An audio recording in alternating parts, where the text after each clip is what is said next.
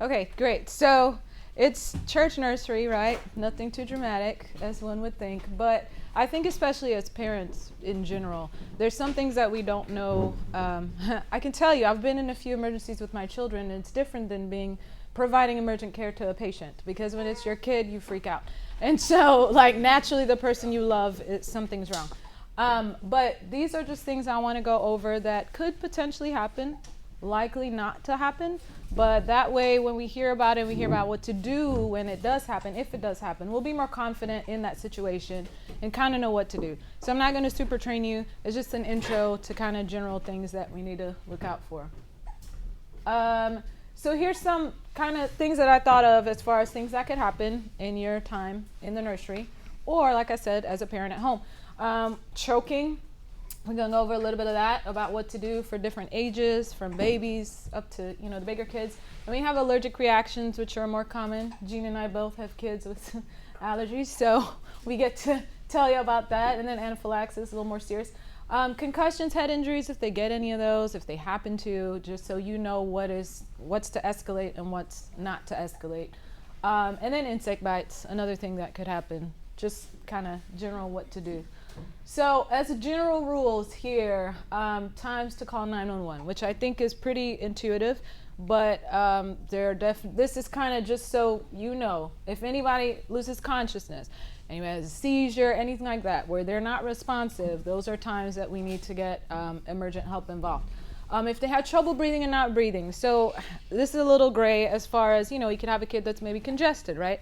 But I'm talking about trouble breathing, and I think you'd recognize that if you put your own kid in that situation, where you see they're gasping for air, sometimes they could turn blue. You see these retractions on the muscles. So you start seeing ribs where you shouldn't see ribs. I mean, we can be thin, but you sucking in so hard that the ribs show right here. This starts to show because they're doing that. Those are reasons to call 911.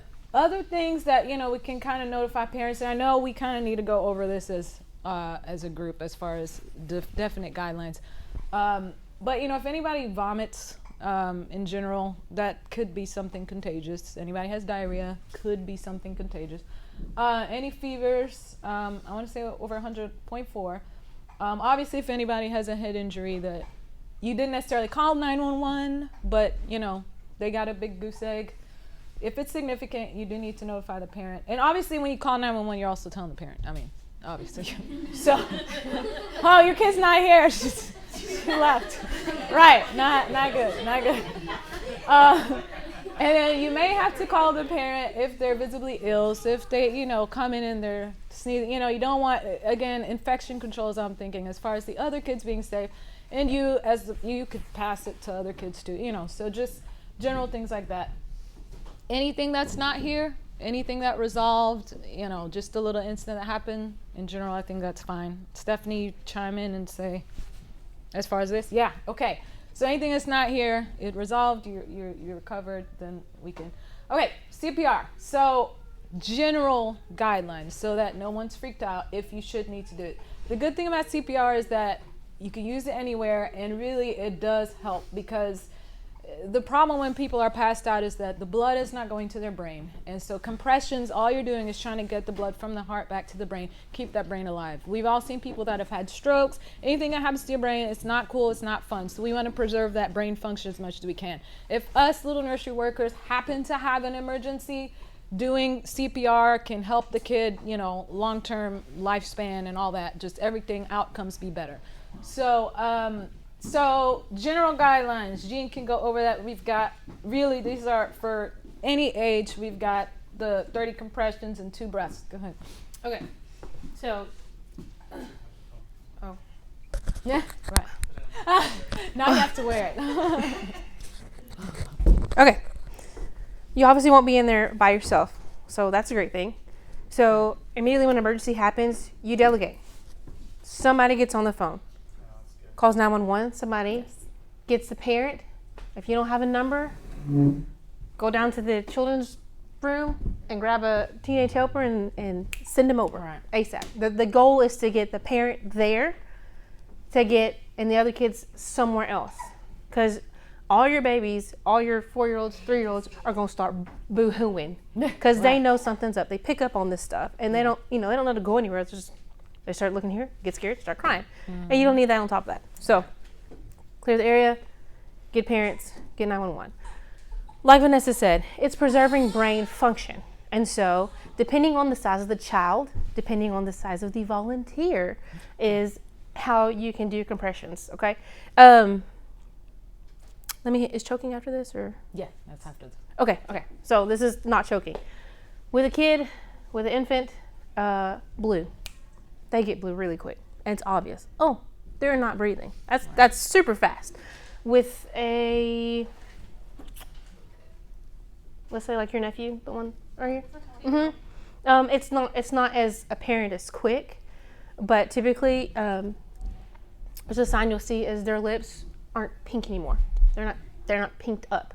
They start to get like a ashen color, and then they'll turn blue, if that makes sense. If you have a kid that passes out, obviously, you need, with like at this age right here, say somebody like this size passed out, you kind of like, they're passed out. So you want to be sure that they're just not like passed out like because they got too hot or dehydrated or something like that. So sometimes you shake them, you move them, like, hey, take them on the back and kind of slap them just a little bit. Slapping is good when it's a kid who is not responsive. And then also what you can do is you can do what's called a painful stimuli. So one that's most common is you take your fingers here, and they have a little bitty sternum. You don't have to press hard, but there's a nerve that runs in front of your sternum, and you rub it.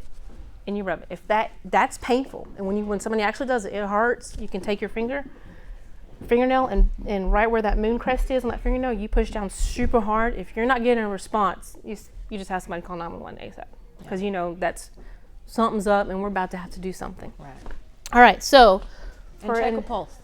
Check. If somebody's passed out, check a pulse. Right. Make sure. If they're blue, if their lips are blue, right. They don't have. And pulses for kids. Here for babies, it's really strong right here, their pulse. Typically for adults it's here in the wrist and here on the neck, but for babies it's right here.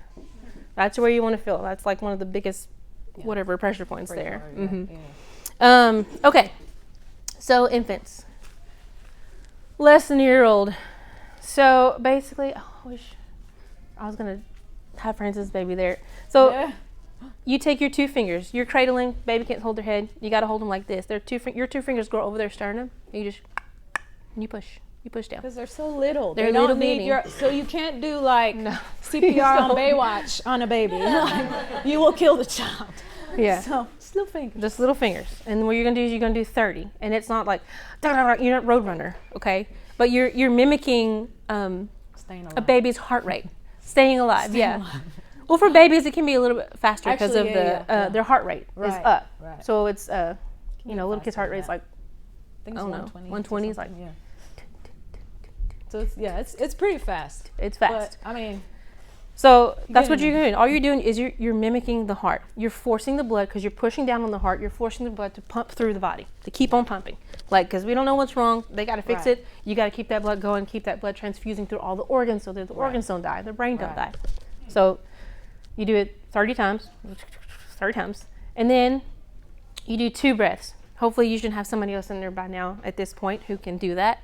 For a baby, I'm trying to think how I can do the airway. It's kind of hard. Okay, for a baby, you just gotta open it up and just do small breaths. Their stomach should not be blowing up with air. Right. Just chest rise. It's just barely moving. That's what you're doing. You put too much breath in them, and that they could vomit. They could get, and that could go into their lungs, kind of deal. You just barely want to see the chest go up and down, and then you do it again, and then you do it again, and then you do it again. Until we get somebody there. Until help arrives. So I know, like, there's so many stories of people that have passed out on the side of the pool, and literally the whole family just like, let's call the ambulance, and everybody's walking around. I'm like, CPR, like literally seconds are going and brain function is being lost, and it's a very important thing that seems okay, CPR, big deal, but it's really, really important. And if you have an infant, I encourage you to sit down. In an emergency, like your body responds.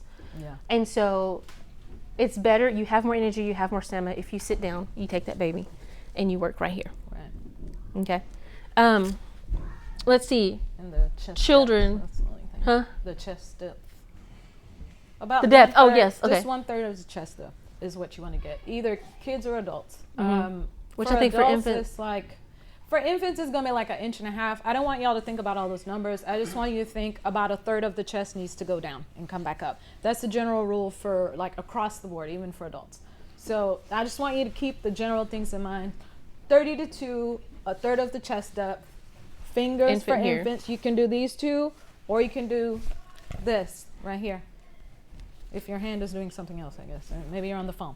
So you can do this, so you're 30 breath, and then breathe. So, but that's that. And then for children, it's a little more like the adult version that you it do. is. So, Dennis, I'm going to use an example, and then I'm going to use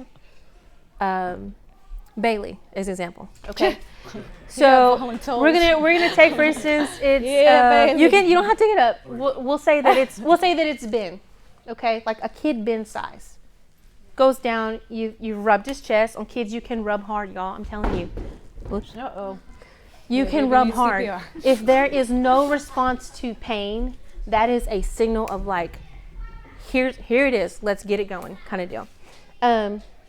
You lay them on the floor, okay? Bailey, because of her size, can take both hands, interlock her hands one over another, and go right over a kid like Ben's size. Everybody do that for me. Just interlock hands. Yeah, there we go. Nice. This and right easy. here. Right. That's what This is you making want contact over the right sternum, here. because your sternum is like kind of like this, and you want it over it. She can do 2 fingers. You can only do 1. 1 hand, not 1 finger. 1 hand.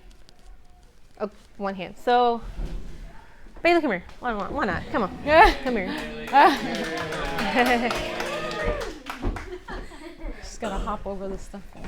Bailey, you would give CPR like an adult because of her size.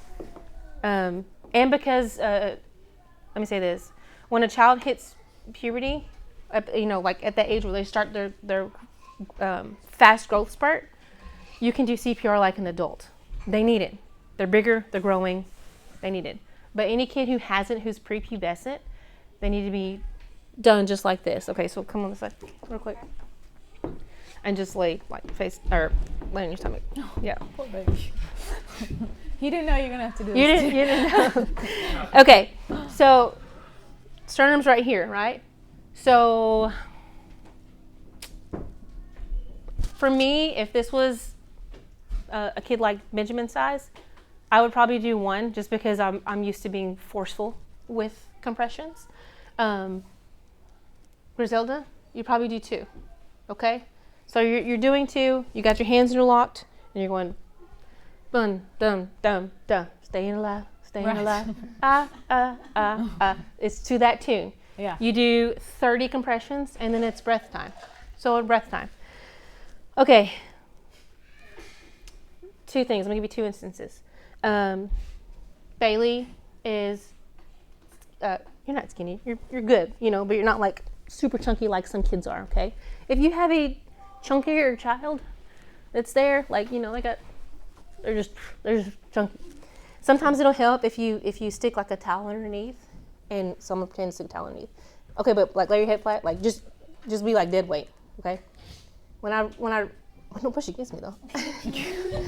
Okay, let's go back. You see how the chin props up?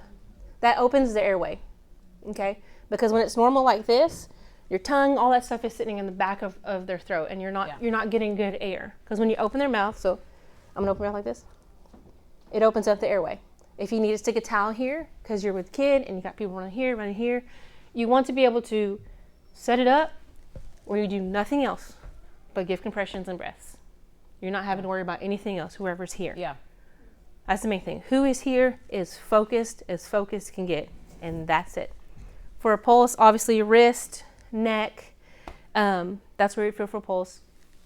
Feel for a pulse first in age in a child over a year old, because like I said, it's not as apparent if they're not getting circulation or not, because they don't immediately turn blue like babies do.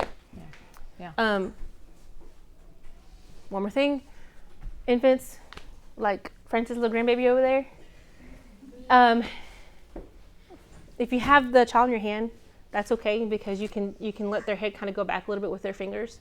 But if you lay a kid like an infant like this on the floor and she's a little chunky thing, you definitely have to roll up a towel underneath to open up her airway, because kids' heads are bigger than the rest of their body at that age.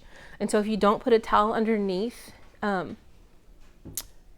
their head tilts forward, because their head's big, so the floor is pushing here, and the head's tilted forward a little bit. So If you don't have a towel available, can you just use your hand to you can use your hand.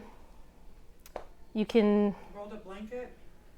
rolled up blanket, or even a diaper. A rolled up diaper will work. It And you doesn't just stick it under matter. something under there, so that their head's not pushed down like this. If you do this, you can see how hard it is to talk and breathe and everything. But if you do that, your voice suddenly comes out, so your airway is clear. So really the main thing is just to get that head kind of rocked back, and that opens up the airway, and then you pull the jaw down and do your breath, okay? But remember, 1/3 of the chest depth, okay? However strong or big we are, 1/3 is one hand, whatever the case. But just get to that 1/3, because sometimes we have people that don't do it deep enough, and you're really not doing anything. So that's a problem. So make sure you're getting at least to 1/3 of the depth of the chest when you do it. That's very important. Okay, everybody feels super competent now, right? Yeah. I Right. will say this, y'all. CPR is tiring.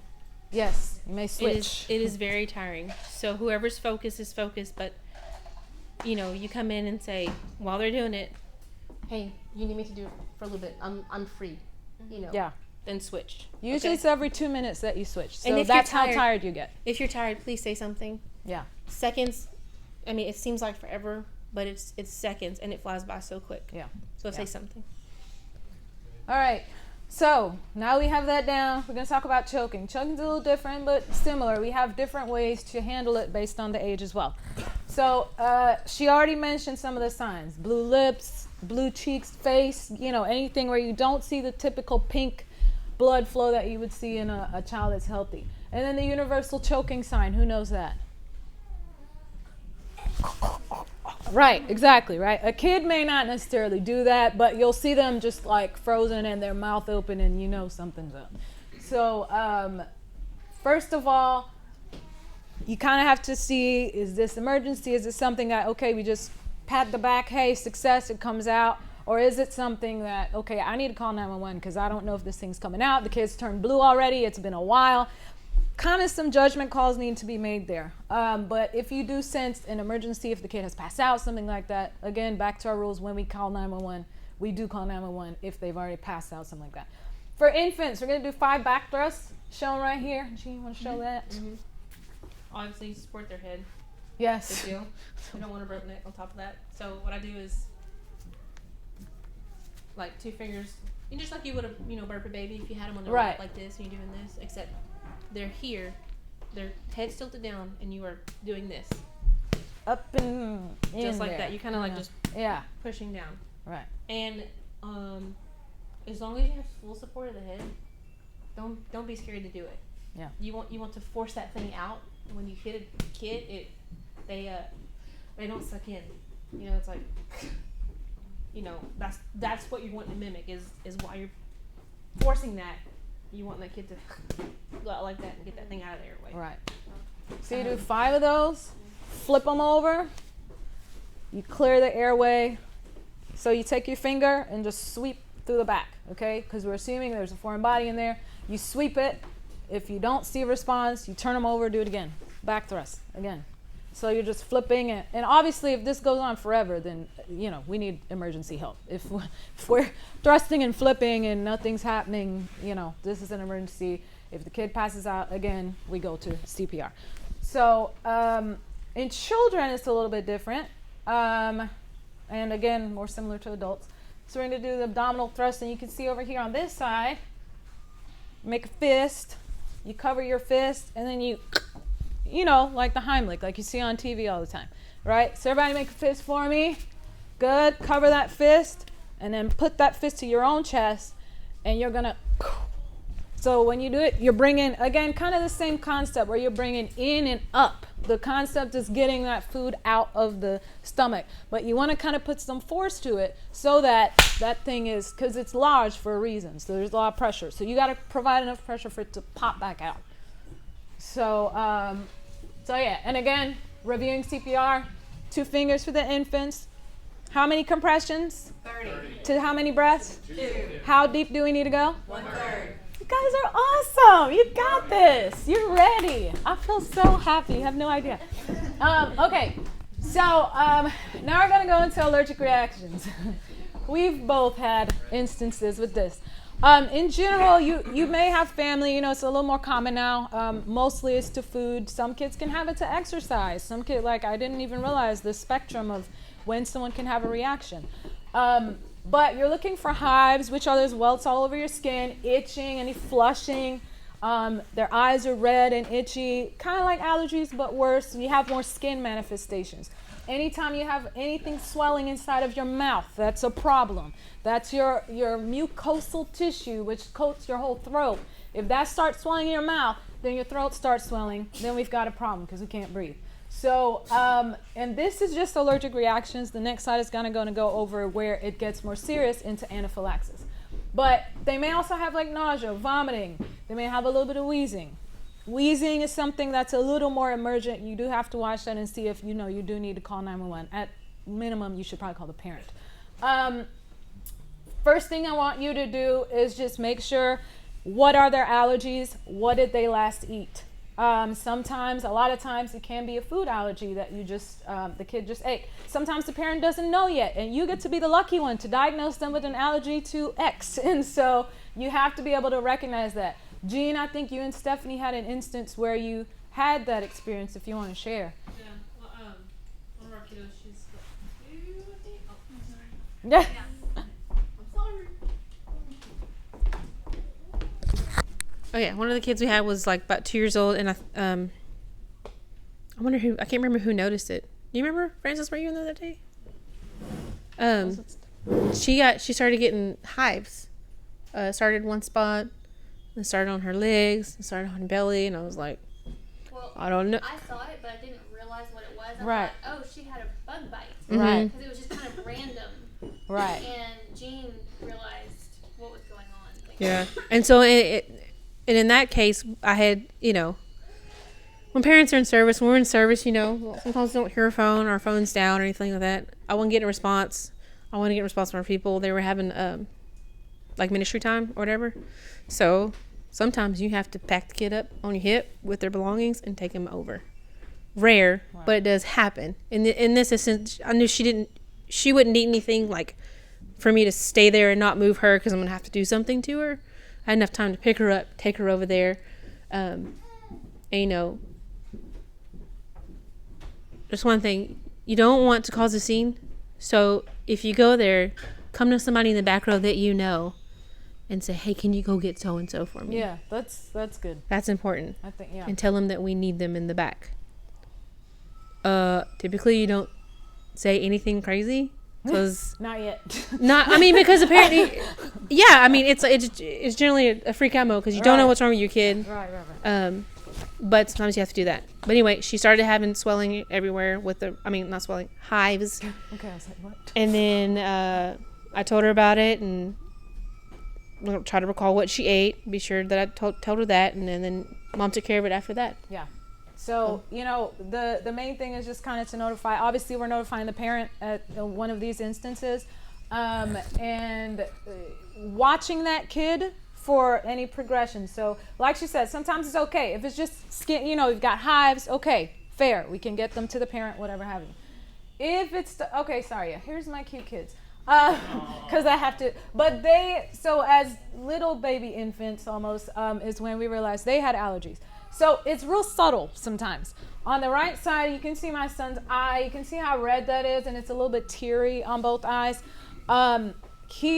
was allergic to eggs, and we found out the hard way. And he actually had, you can't really see, but he had hives all over his body. He puked it up. Like, it was this whole big reaction. But some things like the red itchy eyes, the tearing, you start to see little spots here and there. That's how you know.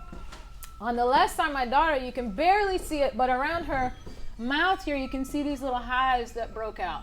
Okay, so she was allergic to peanuts, and we gave her these peanut puff things that they say to give your kids so they're not allergic, but obviously she already was. So she broke out in hives all over her mouth. Okay, so those are kind of things. This is kind of real life, what it looks like. This is more moderate and severe. Really, this is angioedema is what it's called. When you see somebody's lips swelling, have y'all seen Hitch? Was it Hitch? Right, when the guy's whole face swells up.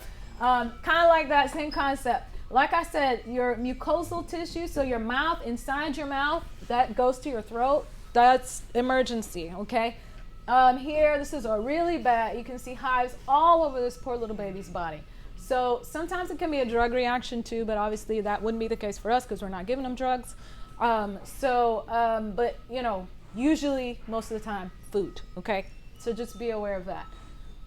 Anaphylaxis though, like I said, things start to swell, people start to pass out. The technical definition is you've got skin and mouth reactions, and you have breathing difficulty. So they start wheezing, hoarseness, they can't speak, right? Or if they pass out as well. Obviously, if someone passes out, we're calling 911. But this is kind of the technical definition. So we've got skin breakouts, we've got swelling of the lip maybe, and then we're starting to have trouble breathing, or we're passing out, or suddenly the kid is weak and they can't really move their limbs. Okay, this is all in your head, you're thinking emergency, right? Yeah. So this is where we call. As far as the food allergies, one thing I will say is if in the meantime, like you're packing them up, you're waiting for the parent, one good thing to do might be just give them some water. If they have that food on their hands, maybe wash their hands off. In general, if there's an allergen, try to remove it as much as you possibly can. In the meantime. This is a real busy looking slide. I promise it's not busy. It's really just telling you with the head injury, you have to think about where it happened. Obviously the mechanism of injury. Did they jump off of a, obviously safety. Right? Hopefully they didn't jump off of a 2-foot thing. But point is, how high did they fall from? How hard was the force? Did somebody kick them in the head? Right? We have boys in here, right? We kick people in heads sometimes. It happens. So, sounds like a great idea. They just do things.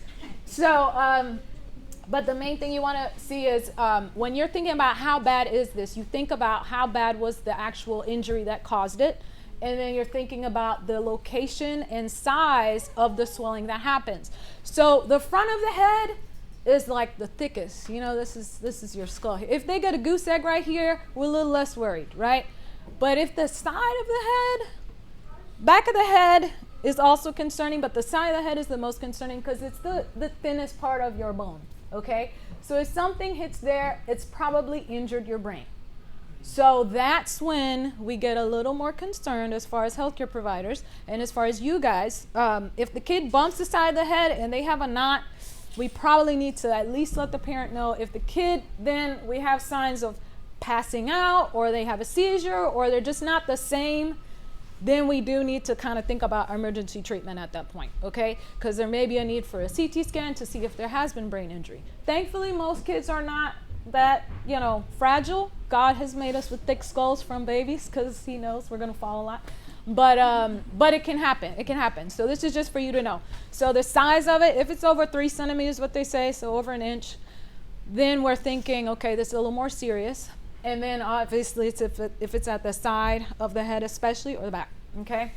And then, I have some things here. If they're weak, if they're not balanced, if they're a little more irritable, they're not as with it after that as they were. And then if any changes to their pupils, if you notice their pupils, one's big, one's small, that's definitely anything happened with their pupils. That's brain problem. Also, if they have any drainage out of their ears, Yes. call mom. They need to go to the hospital. Yeah. That's a pretty telltale sign of something's going on inside the brain that needs to get looked at. Right. Can you repeat that for Mike? Oh, sorry. Ear drainage. Say again?